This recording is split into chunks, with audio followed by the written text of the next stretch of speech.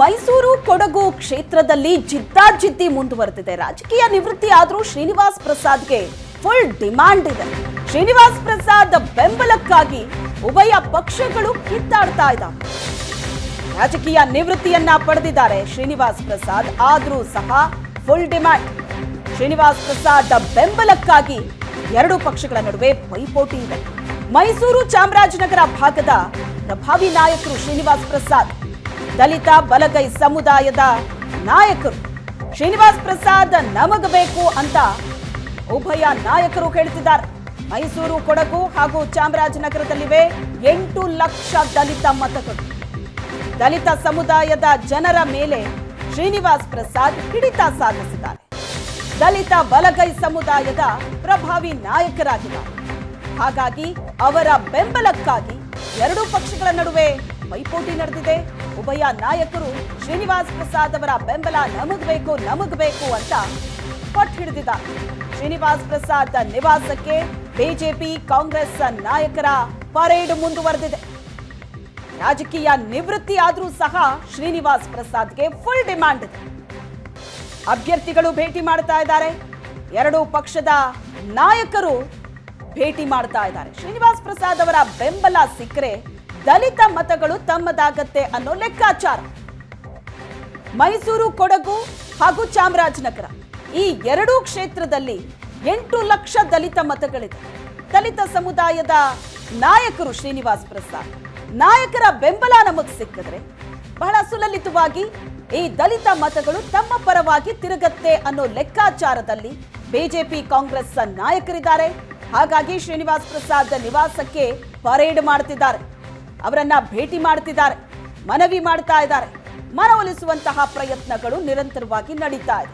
ಶ್ರೀನಿವಾಸ್ ಪ್ರಸಾದ್ ನಮಗ್ ಬೇಕು ಅಂತ ಉಭಯ ನಾಯಕರು ಬೆನ್ಬಿದ್ದಿದ್ದಾರೆ. ಅಲ್ಲಿಗೆ ಶ್ರೀನಿವಾಸ್ ಪ್ರಸಾದ್ ಅವರಿಗೆ ಬಹಳ ಡಿಮಾಂಡ್ ಇದೆ. ಅವರ ಬೆಂಬಲಕ್ಕಾಗಿ ಉಭಯ ಪಕ್ಷಗಳ ನಡುವೆ ಕಿತ್ತಾಟ ನಡೆದಿದೆ.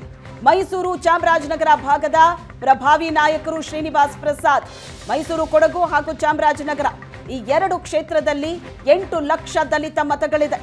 ದಲಿತ ಬಲಗೈ ಸಮುದಾಯದ ನಾಯಕರು ಶ್ರೀನಿವಾಸ್ ಪ್ರಸಾದ್. ಈ ಬಗ್ಗೆ ಹೆಚ್ಚಿನ ಡೀಟೇಲ್ಸ್ ಕೊಡ್ತಾರೆ ನಮ್ಮ ಪ್ರತಿನಿಧಿ ಮಧುಸೂದನ್ ಸಂಪರ್ಕದಲ್ಲಿದ್ದಾರೆ.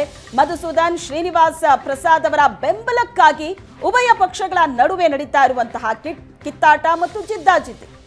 ಶ್ರೀನಿವಾಸ್ ಪ್ರಸಾದ್ ಅವರ ಬೆಂಬಲ ಸಿಕ್ಕರೆ ದಲಿತ ಮತಗಳು ಆರಾಮಾಗಿ ತಮ್ಮ ಕಡೆ ವಾಲತ್ತೆ ಅನ್ನುವಂತಹ ಲೆಕ್ಕಾಚಾರ. ಆದ್ರೆ ಶ್ರೀನಿವಾಸ್ ಪ್ರಸಾದ್ ಅವರ ಅಭಿಪ್ರಾಯ ಏನು? ಎಲ್ಲಾ ನಾಯಕರು ಬರ್ತಾ ಇದ್ದಾರೆ, ಭೇಟಿ ಆಗ್ತಿದ್ದಾರೆ, ಹೋಗ್ತಿದ್ದಾರೆ. ಆದ್ರೆ ಶ್ರೀನಿವಾಸ್ ಪ್ರಸಾದ್ ಅವರು ಯಾರ ಪರವಾಗಿ ನಿಲ್ತಾ ಇದ್ದಾರೆ? ಅದ್ರ ಬಗ್ಗೆ ಅವರು ಏನಂತ ಹೇಳಿದ್ದಾರೆ? ಶ್ವೇತ, ಏನಂತ ಹೇಳಿದ್ರೆ ಶ್ರೀನಿವಾಸ್ ಪ್ರಸಾದ್ ಅವರು ಸುದೀರ್ಘವಾದ 50 ವರ್ಷಗಳ ರಾಜಕಾರಣವನ್ನ ಮಾಡಿರ್ತಕ್ಕಂಥ ಹಿರಿಯ ರಾಜಕಾರಣಿ. ಈಗಷ್ಟೇ ಕೂಡ ಅವರು ರಾಜಕಾರಣದಿಂದ ನಿವೃತ್ತಿಯನ್ನ ಪಡ್ಕೊಂಡಿದ್ದಾರೆ. ಆದ್ರೂ ಕೂಡ ಅವರು ಹಳೆ ಮೈಸೂರು ಭಾಗದಲ್ಲಿ, ಅದರಲ್ಲೂ ಕೂಡ ಮೈಸೂರು ಮತ್ತೆ ಚಾಮರಾಜನಗರ ಜಿಲ್ಲೆಗಳೇನಿವೆ ಆ ಜಿಲ್ಲೆಗಳಲ್ಲಿ ಪ್ರಬಲವಾದಂತಹ ದಲಿತ ಸಮುದಾಯದ ನಾಯಕರಾಗಿದ್ರು. ಆ ಕಾರಣಕ್ಕಾಗಿಯೇ ಕೂಡ ಶ್ರೀನಿವಾಸ್ ಪ್ರಸಾದ್ ಅವರ ಬೆಂಬಲ ನಮಗೆ ಸಿಕ್ಕಿದ್ರೆ, ಅಂದ್ರೆ ಯಾವ ಪಕ್ಷಕ್ಕೆ ಸಿಗುತ್ತೆ ಆ ಪಕ್ಷ ಈಸಿಯಾಗಿ ದಲಿತ ಸಮುದಾಯದ ಮತಗಳನ್ನ ಪಡ್ಕೊಳ್ಬಹುದು ಅನ್ನೋದು ಒಂದು ಲೆಕ್ಕಾಚಾರ. ಆ ಲೆಕ್ಕಾಚಾರಕ್ಕಾಗಿಯೇ ಕೂಡ ಈಗ ಅವರು ರಾಜಕೀಯ ನಿವೃತ್ತಿಯನ್ನ ಪಡ್ಕೊಂಡಿದ್ರು ಕೂಡ ಕಾಂಗ್ರೆಸ್ ಇರ್ಬೋದು ಮತ್ತೆ ಮೈತ್ರಿ ಪಕ್ಷಗಳಿರ್ಬೋದು, ಮೈತ್ರಿ ಪಕ್ಷಗಳು ಅವರ ಬೆಂಬಲವನ್ನ ಪಡ್ಕೊಳ್ಳಿಕ್ಕೆ ಮುಗಿಬೀಳ್ತಾ ಇರ್ತಕ್ಕಂಥದ್ದನ್ನ ನಾವಿಲ್ಲಿ ಗಮನಿಸ್ತಾ ಹೋಗ್ಬೋದು. ಚುನಾವಣೆ ಘೋಷಣೆಯಾದ ಆರಂಭದ ದಿನಗಳಿಂದಲೂ ಕೂಡ ಶ್ರೀನಿವಾಸ ಪ್ರಸಾದ್ ಅವರ ಮನೆಗೆ ಬಿಜೆಪಿ ಇರ್ಬೋದು ಮತ್ತೆ ಕಾಂಗ್ರೆಸ್ ಇರ್ಬೋದು, ಜೆಡಿಎಸ್ ಇರ್ಬೋದು, ಈ ರೀತಿಯಾಗಿ ಎಲ್ಲಾ ಪಕ್ಷದ ನಾಯಕರುಗಳು ಕೂಡ ಭೇಟಿಯನ್ನ ಕೊಡ್ತಾ ಇದ್ದಾರೆ. ಜೊತೆಗೆ ಈಗ ಏನ್ ಪ್ರಸಾದ್ ಅವರು ರಾಜಕೀಯ ನಿವೃತ್ತಿಯನ್ನ ಘೋಷಣೆ ಮಾಡಿದ್ದಾರೆ, ಅವರ ಬೆಂಬಲಿಗರನ್ನ ತಮ್ಮ ತಮ್ಮ ಪಕ್ಷಗಳಿಗೆ ಸೆಳೆಯುವಂತ ಕೆಲಸವನ್ನ ಕೂಡ ಮಾಡ್ತಿದ್ದಾರೆ. ಆದ್ರೆ ಇಲ್ಲಿವರೆಗೂ ಕೂಡ ಪ್ರಸಾದ್ ಅವರು ನೇರವಾಗಿ ಬಂದು ಅವರು ಯಾವುದೇ ರೀತಿಯಾದಂತಹ ತಮ್ಮ ಬೆಂಬಲವನ್ನ ಇಂಥದ್ದೇ ಪಕ್ಷಕ್ಕೆ ಅಂತೇಳಿ ಘೋಷಣೆಯನ್ನ ಮಾಡಿಲ್ಲ. ಆದ್ರೆ ಇಲ್ಲಿವರೆಗೆ ನಡೆದಂತ ಒಂದಷ್ಟು ಬೆಳವಣಿಗೆಗಳಲ್ಲಿ ಗಮನಿಸೋದೇ ಆದ್ರೆ ಪ್ರಸಾದ್ ಅವರ ಕುಟುಂಬಸ್ಥರು ಸೇರಿದಂತೆ ಅವರ ಬೆಂಬಲಿಗರು ಒಂದಷ್ಟು ಜನ ಏನಿದ್ರು ಅವರನ್ನ ಕಾಂಗ್ರೆಸ್ಗೆ ಸೆಳೆಯುವಲ್ಲಿ ಕಾಂಗ್ರೆಸ್ ಸಫಲ ಆಗಿರ್ತಕ್ಕಂಥದ್ದು. ಇಲ್ಲಿ ಶ್ರೀನಿವಾಸ್ ಪ್ರಸಾದ್ ಅವರ ಬೆಂಬಲ ಯಾಕೆ ಬೇಕು ಅನ್ನೋದನ್ನು ಲೆಕ್ಕಾಚಾರವನ್ನ ಇಟ್ಕೊಳ್ಳೋದೇ ಆದ್ರೆ ಮೈಸೂರು ಕೊಡಗು ಲೋಕಸಭಾ ಕ್ಷೇತ್ರದಲ್ಲಿ ದಲಿತ ಮತಗಳು ಸುಮಾರು 3 ಲಕ್ಷದಷ್ಟು ಬರ್ತವೆ. ಅದೇ ರೀತಿಯಾಗಿ ಚಾಮರಾಜನಗರ ಕ್ಷೇತ್ರ ಏನಿದೆ ಅಲ್ಲಿ 6 ಲಕ್ಷದವರೆಗೂ ಕೂಡ 5 ರಿಂದ 6 ಲಕ್ಷದವರೆಗೂ ಕೂಡ ದಲಿತ ಮತಗಳು ಇರ್ತಕ್ಕಂಥದ್ದು.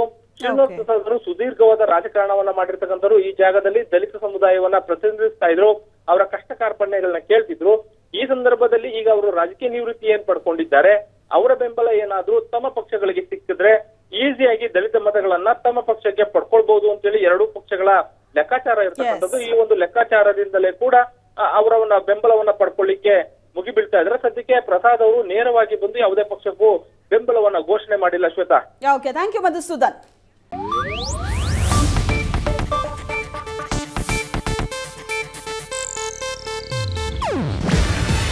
ಇದು ಏಷ್ಯಾನೆಟ್ ನ್ಯೂಸ್ ನೆಟ್ವರ್ಕ್ ಪ್ರಸ್ತುತಿ. ನೀವು ನೋಡ್ತಿದ್ದೀರಾ ಏಷ್ಯಾನೆಟ್ ಸುವರ್ಣ ನ್ಯೂಸ್.